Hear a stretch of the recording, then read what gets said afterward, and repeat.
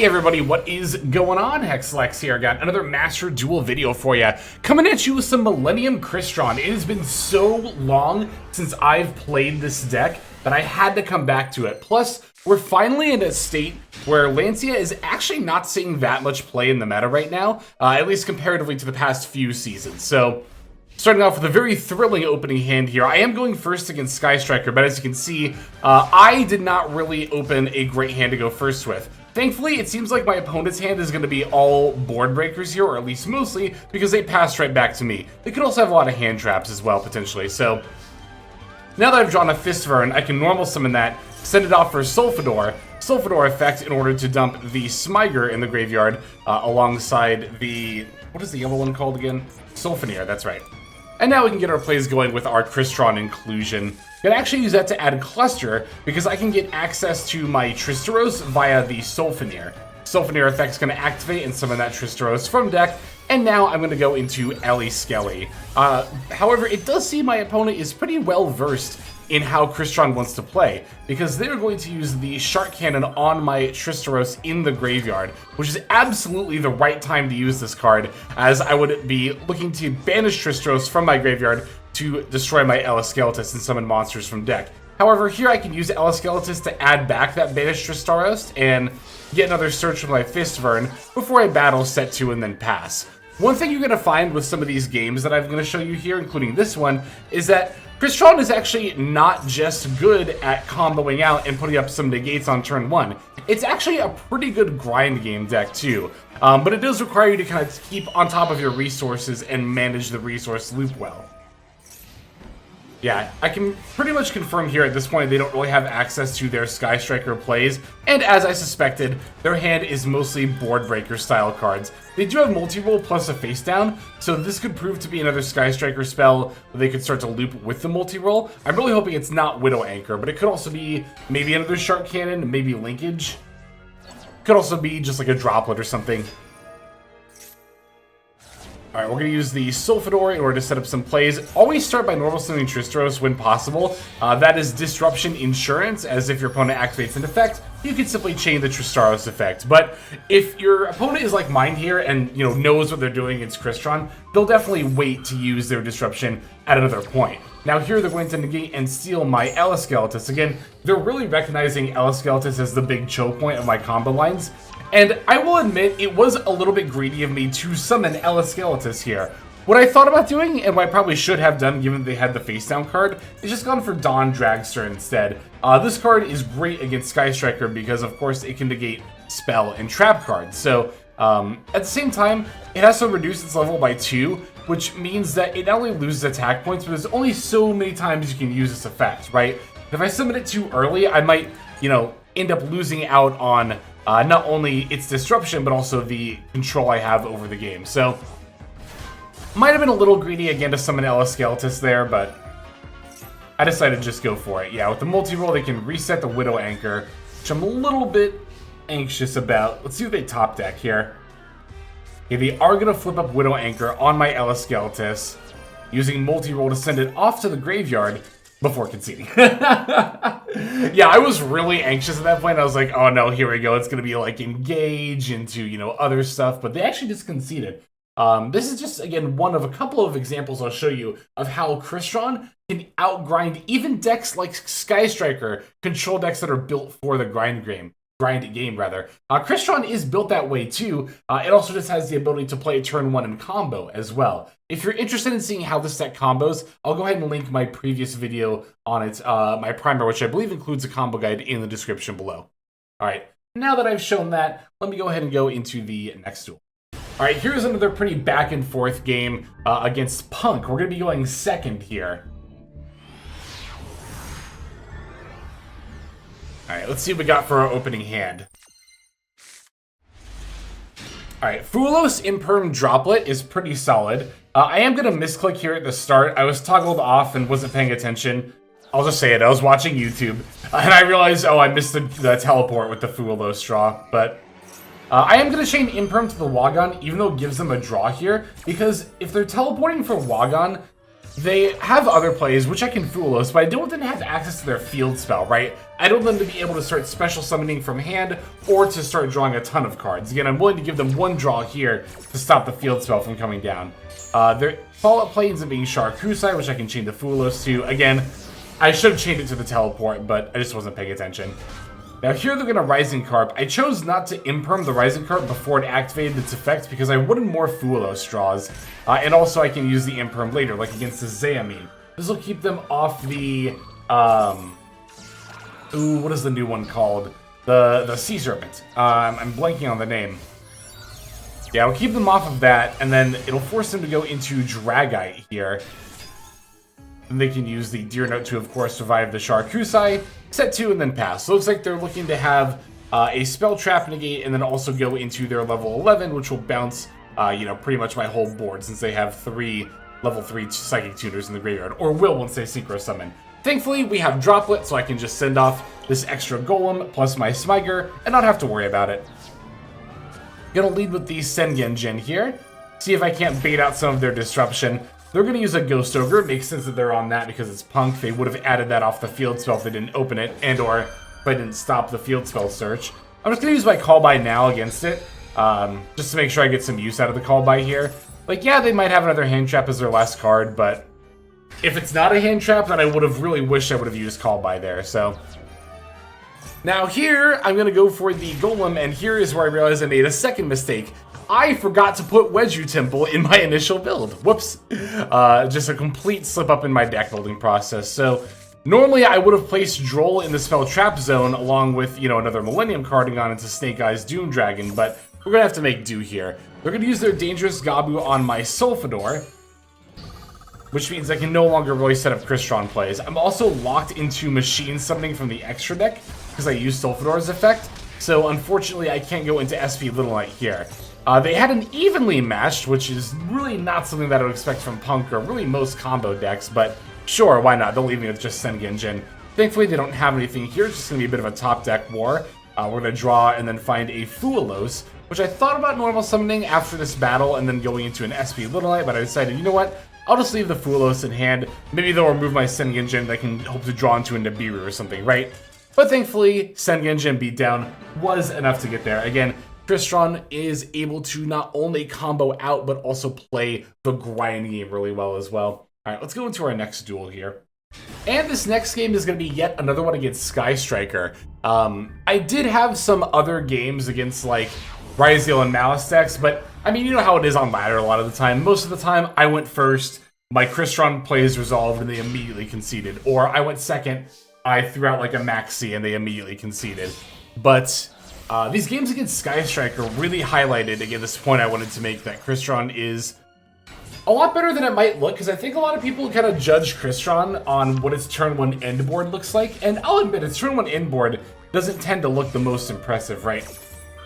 I think we're going to end on the turn 1 end board here, which is basically Dawn Dragster, plus Cyber Dragon Infinity, plus Crystron and Cluster, which I already opened here.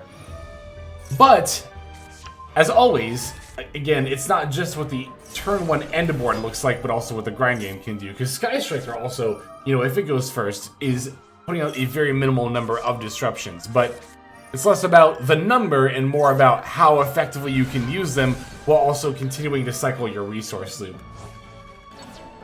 With the Skeletus, you do have actually a lot of recyclability within this deck, with the Synchro Summon effect, as well as, of course, summoning your monsters from the banishment as well, but being able to use this first effect of Skeletus to continuously add stuff like this inclusion that I did just now, right? That's really important. Also, of course, just making sure that you have follow plays in general is very important too.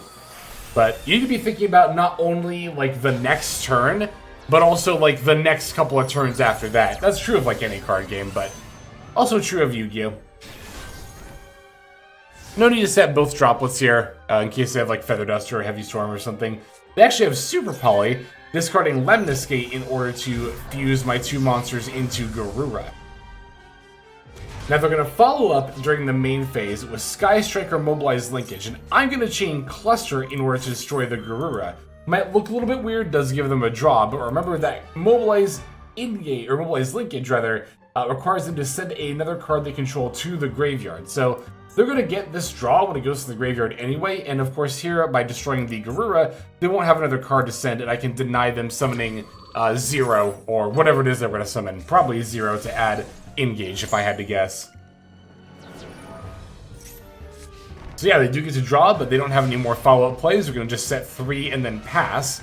Finding an Ash Blossom here is not bad at all. Now, if they top deck something like engage, we can stay in the game. Gonna add to the normal summon Tristaros before I start using my graveyard effects. Always want to have that Tristaros in play for disruption insurance, right? If my opponent were to disrupt an effect while it's on the field, then I could use the effect. Now, I misplayed here because I forgot about my extra deck lock and thought I could summon Baron de Fleur with 2+3+5. So that's why I summoned the Fistvern here instead of one of the level 5s, which I probably should have gone into, but alright, they're going to try to use Widow Anchor to take my Eleskeletus. I'm going to chain Cluster in order to pop the Eleskeletus, and they're going to chain Droplet to make sure my Eleskeletus' first effect gets negated. That's fine. I don't really care that much. Plus, my Cluster can recycle my cards anyway. But now I can use the second effect of my Eleskeletus, and I can summon back my Tristaros. Now they only have one face-down card left, and I'm able to get another inclusion and continue recycling for my grind game. Now they just have the one face-down card, their one top deck. I have Cluster, Droplet, and Ash Blossom in order to try to stop them here.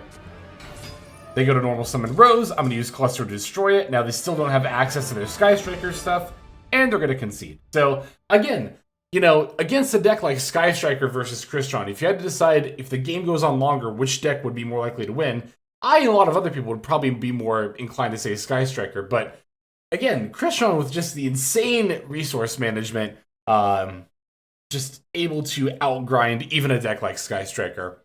I have one more game to show off, and then we're going to finish off here.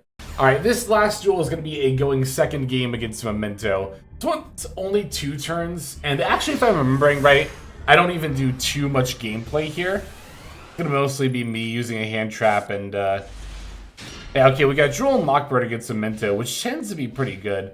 They're going to start with normal summon the Darkblade F in order to go for Anguish in order to add the Tatsuno Toshigo, to which I will then use my Droll and Lockbird. Now they can go Tatsuno Toshigo effect. They can still dump the Sleepy, as well as their other cards like the Mace and the Goblin. Okay, so they summoned back the Mace and had the field spell. I'm a little... Oh, they can't add back Sleepy. Well, because they didn't send the Gaddock, right? That's what I was confused on. So, they sent Mace plus Goblin plus Sleepy, when what you're supposed to do is send either Mace plus Goblin plus Gaddock, or Gaddock plus Sleepy. Unless they only play one Gaddock and it was already in their hand. Which is why some people play 2 Gaddock. I guess that would make sense. That's the only reason I could think why you wouldn't, or you would send what you would there. But if they had access to Gaddock, they could have still Sleepy'd for a fusion, potentially. Yeah, I'm guessing Gaddock has to be in their hand. That's the only thing that would make sense for the way that they played there. As always, we're going to lead with normal summon Tristaros for some insurance. I'm going to activate Inclusion, chaining the Tristaros effect to the Ash Blossom they chained to the Inclusion, and their face-down card ends up being Imperm. Now, honestly, even if I didn't have follow-up here, I'd still feel really good about my position, right? Let's say Sulfador was something that was just, like, useless, or, like, a hand trap off engine or something. I could still, you know, Tristaros battle over Mace. That way, even if, you know, they could use the field spell effect, this is level 1, so they can't summon anything with a lower level than 1 out of the graveyard, right? So they would be top decking pretty much, and I would still have a Droll and Lockbird plus whatever else in my hand. But in this case, I can actually still just continue with my full combo. I can go Sulfador effect by sending the Inclusion, activate Sulfador, and then they're just going to concede. Yeah, this one was a shorter replay, I remember that, but I think, yeah, they had to have had Gaddock in hand there. That was the only thing that really makes sense to me. Anyway, let's go over the deck list here before we finish off. Okay, here's my deck list, including the missing Wedju Temple. You know, honestly, with Crystron, I think I would just throw Wedju Temple in as a 41st card. Otherwise, maybe something kind of like cutting a Thuolos, but I like playing a little bit over 40 in Crystron. because there are a lot of cards that we don't necessarily want to open, including that Wedgie Temple we just added, but also stuff like Citri, as well as Cluster, stuff that's really searchable, you know, the Golem as well. Although Golem is technically a one-card opener, because it does get us to the Zombie Vampire. That's, of course, one of the reasons why your Millennium Engine is so good here. Zombie Vampire can dump a bunch of cards, including your Crystron cards you want in the graveyard. If you open Millennium Engine but still have something like Inclusion, which will get you full combo, you can simply make a number 90 Galaxy-Eyes Photon Lord and then protect yourself from hand traps instead. But yeah, this deck has a pretty solid amount of one-card starters if you factor in the Millennium Engine as a one-card starter. Note that it's not guaranteed full combo, as you do have to gamble a bit with Zombie Vamp. But I mean, absolute worst-case scenario, you could still just make like an SP Little Knight or something. It'll give you some insight into what your opponent's playing. So, the starters, you've got your Smigers, that's 3. Inclusion is 6 for the Crystron stuff. Also, Foolish for Smiger or another Crystron card makes 7. And then you've got Sengenjin for 10, and also Golem is still full Millennium combo, so that's 11. Not too shabby. For starter, or for hand traps rather, we're playing 2 Droll plus 2 Maxi is 4, plus 3 Ash plus 3 Fua is a total of 10. Then plus the Nibiru is 11, and then Imperms make 14, while also playing a full playset of Droplets as well. Definitely not too bad for modern Yu-Gi-Oh! Ratios, right? But all said, this is really a very standard Millennium Crystron list, and it's easy to think of this as a deck that's been power creeped out of the meta, but even, you know, decks like Crystron are still very, very viable right now. You know, it's easy to see people ending on like double Liger or like Malice stuff or like Ryzeal still being Ryzeal, but you definitely don't need to be playing a top tier meta deck in order to be doing well. I ranked up within Diamond rank very easily playing Crystron, more easily than I have even playing other decks like Ryzeal. So I've been having a lot of fun with this, and it's still quite good. Definitely let me know what you think in the comments below. That's going to do it for now. Let us move on to our outro. Hey everybody, Hexlex here. Thank you so very much for watching all the way to the very end of the video, which by the way is one of the best ways to support the channel. Speaking of supporting the channel, take a look at the names on screen. These are folks who have been so generous as to either join as a YouTube member or subscribe over on patreon.com/Hexlex to support. There's also perks for doing so. If you would like to see YouTube videos early, as well as some exclusive videos that get uploaded to YouTube, but for one reason or another I decide not to publish, definitely go ahead and hit that join button to see content early, as well as some exclusive content. If you're looking for more exclusive content, over on patreon.com, I upload exclusive videos that are not posted on YouTube just about every single day. Whether you choose to subscribe over on Patreon, join as a YouTube member, or simply continue to watch, your support is greatly appreciated. Thank you so very much. But for now, this is Hexlex. I am signing out, and I hope that you have a fantastic day.